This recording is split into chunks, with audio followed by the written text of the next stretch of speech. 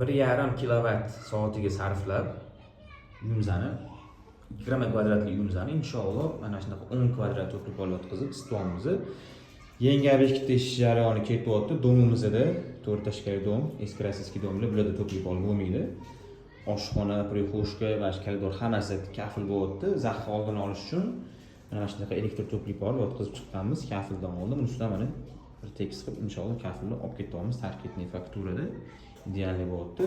To'plab olamiz soatiga 1,5 kilovat, 600 so'mdan bo'lsa, bir soat taxminan 900 so'm bo'lyapti. Bir kunda 21,600 so'm.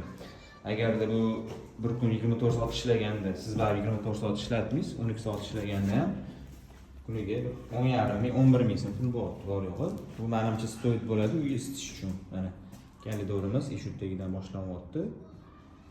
Umumiy hisobda kafil 20 kvadrat, to'plab 10 kvadratga yotqizilgan. Bunaqa oralari minus bo'lgan joylarni hisoblaganda, hammatta ham bitta qator yotqizilgan, chetlari ochiq turibdi. Kuxnyada ham mebellarni teri ochiq qo'yapti.